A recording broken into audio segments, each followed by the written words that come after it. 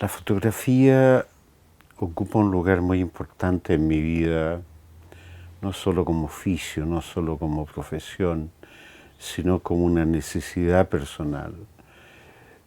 Siendo muy chico yo, teniendo quizás meses de vida, empezaron a llegar unas fotos que mandaba mi padre, que estaba con los franceses libres en el norte de África, y desde Egipto mandaba fotitos chicas de 4 por 4 centímetros, creo. Entonces ese fue el primer conocimiento que yo tuve de mi padre, fueron estos pedacitos de papel. Cuando me fui a Francia el año 63, yo tenía 22 años, quería llevarme unas fotos de recuerdo, y ya que no me podía llevar a las personas, pensé llevarme fotografía. Así usé la primera vez una cámara fotográfica, me enseñaron en 10 minutos, en 15 minutos, lo mínimo, lo básico.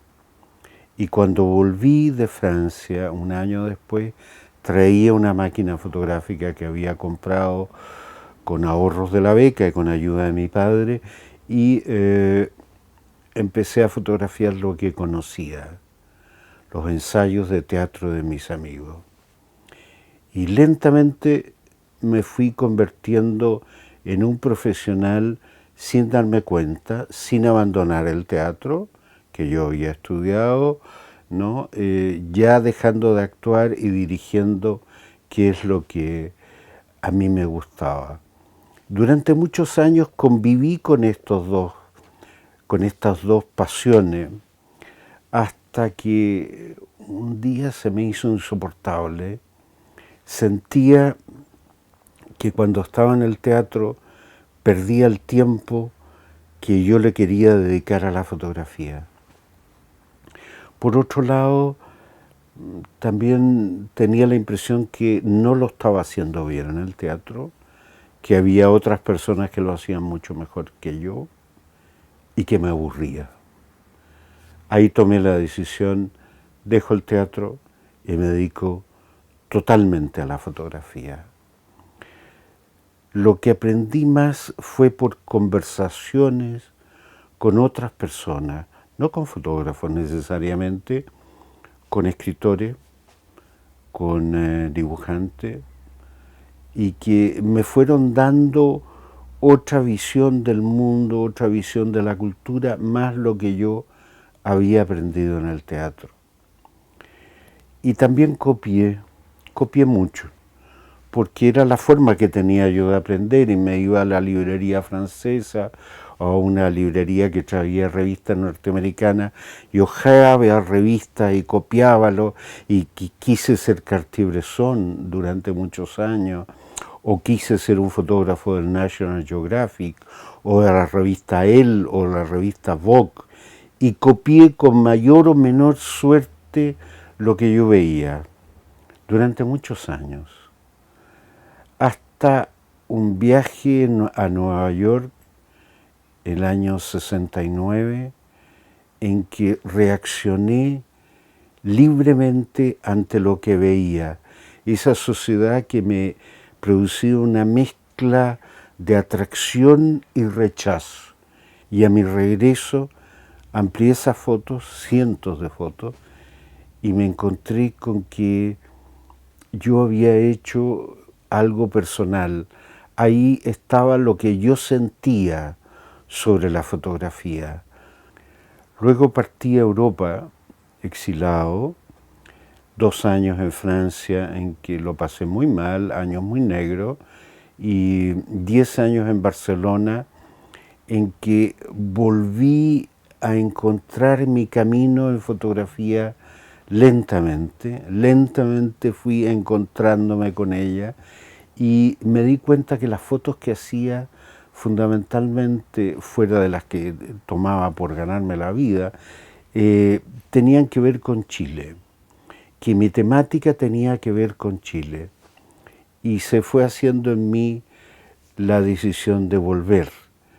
Primero busqué una figura que me diera ganas de volver y que fuera la contrapartida del dictador, del tirano, que encarnaba para mí lo peor que puede haber en los chilenos.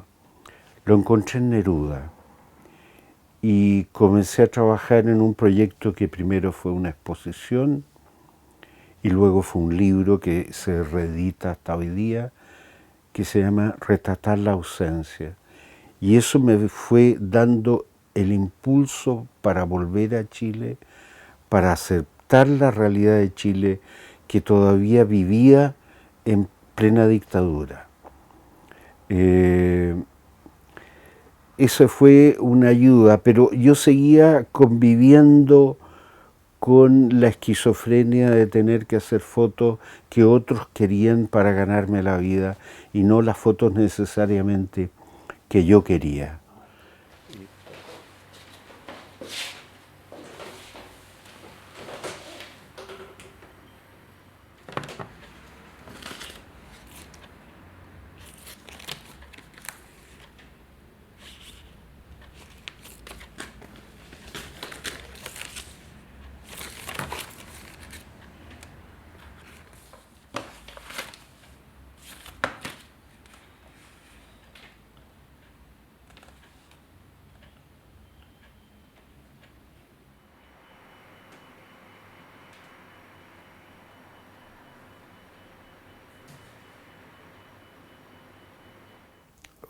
Fue el año 2000-2001, a propósito de una enfermedad, un infarto y después un cáncer que me detectaron aquí en el lagrimal izquierdo.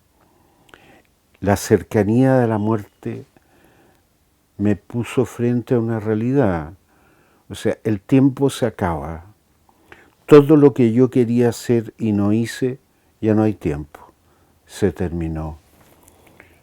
Qué manera de perder el tiempo en mi vida y de hacer cosas que otros querían y no lo que yo quería. Yo quiero hablar del mundo que conozco, pero que sea útil para otros, que no sea solo un ejercicio de mirarse el ombligo. Y este trabajo tiene su origen primero en las flores secas que iban ya rumbo a la muerte y que yo sentí que era mi autorretrato, esas arrugas, ese dolor que hay en la vida que se acaba, que era mi vejez también.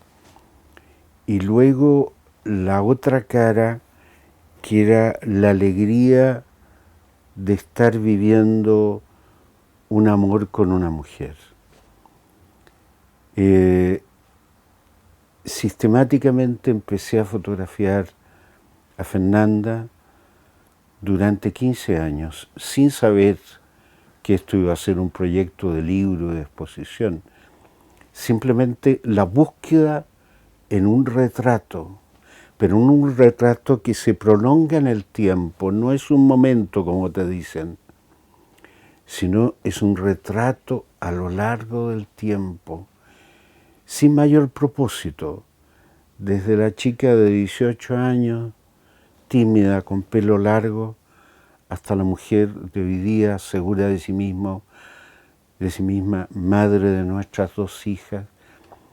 Todo lo que ha pasado es la historia de una mujer, es la historia de una vida, es la historia de las que pueden ser muchas mujeres, a lo mejor se pueden identificar.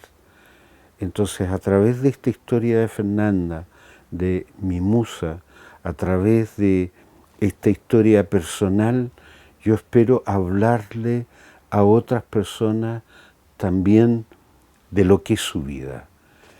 La fotografía yo creo que es personal, no la entiendo de otra manera. Es un autorretrato, es un espejo y es una ventana.